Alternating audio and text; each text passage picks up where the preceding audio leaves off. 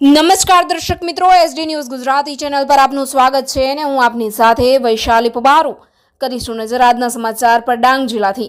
ડાંગ જિલ્લામાં સાર્વત્રિક વરસાદ, અંબિકા ગીરા, પૂર્ણા અને ખાપરી નદીમાં નવા નીરમાં વધારો। સતત પડતા વરસાદને કારણે અનેક નાના ઝરણા ધોધ સક્રિય થયા છે, જેને લઈને ડાંગનું કુદરતી સૌંદર્ય નિહાળવા પ્રવાસીઓનું આગમનમાં વધારો જોવા મળ્યો છે।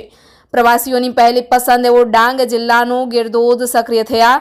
વધઈમાં આવેલ ગીરા ધોધમાં પાણી આવતા પ્રવાસીમાં ખુશીનો માહોલ જોવા મળ્યો હતો। ડાંગ જિલ્લામાં સવારે 6 થી બપોરે 4 વાગ્યા સુધી 10 કલાકમાં વરસાદના આંકડા જોવા મળ્યા, જેમાં આહવામાં 2 ઇંચ, વધઈમાં 2.5 ઇંચ, સુબીરમાં 2 ઇંચ, સાપુતારામાં 18 મીમી વરસાદ નોંધાયો હતો। Reporter Sushil Pawar, SD news Gujarati, Dang. વધુ સમાચારો જોવા માટે લાઈક કરો, શેર કરો, સબસ્ક્રાઇબ કરો એસડી ન્યૂઝ ગુજરાતી ચેનલને।